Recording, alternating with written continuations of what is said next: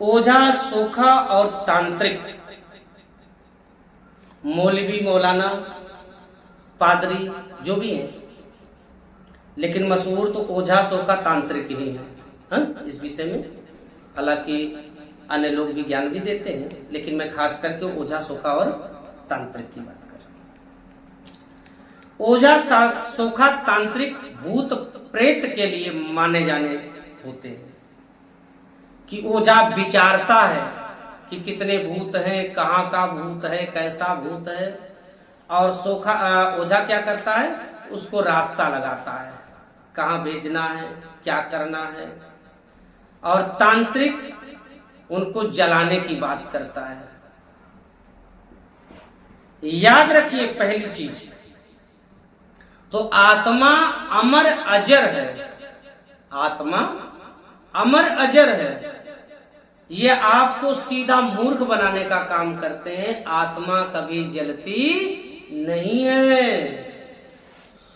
अमर है, वो शिवरूप है उसका, वो भला कैसे जलेगी। आत्मा कभी जलती नहीं है। जो लोग ये बात करते हैं कि हम तुम्हारे घर की आत्मा जला देंगे, भूत जला देंगे, समझ जाना कि ये झूठ बोल रहा है।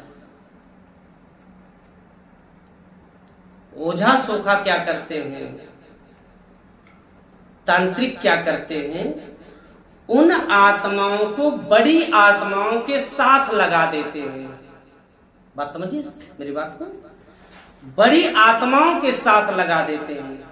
जैसे आपके हाथ में कोई बच्चा आ जाए तो शायद आप उसको जाने नहीं दोगे, आप उसको रोक के रखोगे। बच्चा तभी जाएगा जब हम आप छोड़ देंगे। लेकिन अगर कोई सयाना आपके हाथ में लग गया तो शायद आपको मार के भी भाग जाएगा। कई बार आपने सुना है कि ओझा खिसिया खिसिया के बिल्कुल भूत भेज रहा है, भूत लगा रहा है, लेकिन भूत मानने को तैयार नहीं है। देना बहाना भी दे रहा है, लेकिन भूत मानने को तैयार। ओझा प्रयास करता है पर भूत मानता नहीं, तो बाद में कहता भैया मेरे बस की बात। क्यों?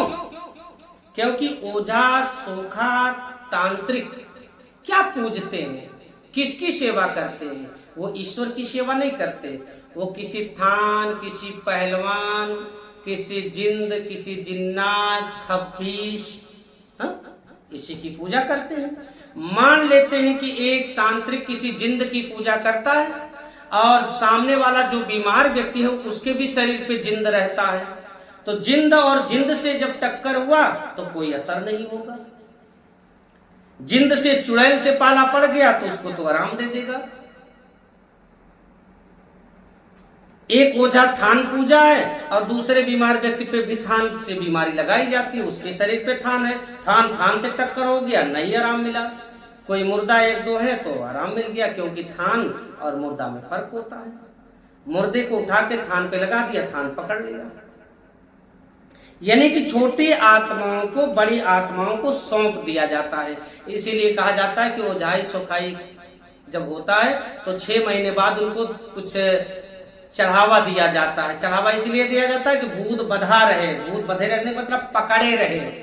बधने का मतलब कहीं बांध नहीं दिया रस्सी से, नहीं, वो बड़ी आत्माओं को दे दिया है पकड़ने के लिए। बड़ी आत्मा पकड़, वो बढ़िया से उन प्रेतों को पकड़ा है। जब इसको खाने के लिए नहीं देंगे तो 6 महीने बाद छोड़ देगा, और अगर दे रहे हैं तो पकड़ा है। ऐसे में चलता रहता है मामला। और इसी को पकड़वाने के लिए 10-10 हजार 20-20 हजार रुपए लोग छमाही ले लेते हैं पैसा आपसे। साथ में अगर बलि दिए तो हर 6 महीने बाद उनको बकरे की बलि दीजिए। आपका पूरा जीवन ऐसे जाता है। कितने दिन तक आप देते रहेंगे ऐसे? और आपका घर, आपके घर से यदि प्रेती व्याधा दूसरे के घर में चली गई तब भी बदनामी, तब भी आपके हाथों से अनित हो गया।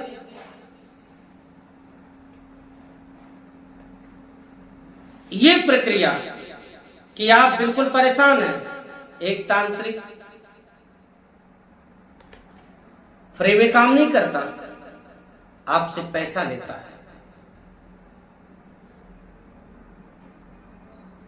थोड़ा बड़ा पैसा नहीं लेता, लंबा पैसा लेता है। जो कहता है आप करते हो और हमेशा परेशान रहते हो। लेकिन महाशिव शक्ति धाम कहता है कि आप बिना 1 रुपए खर्चा किए, बिना जीव हत्या किए, आप मात्र प्रभु उपासना से इन प्रेतों से मुक्त पा जाएंगे।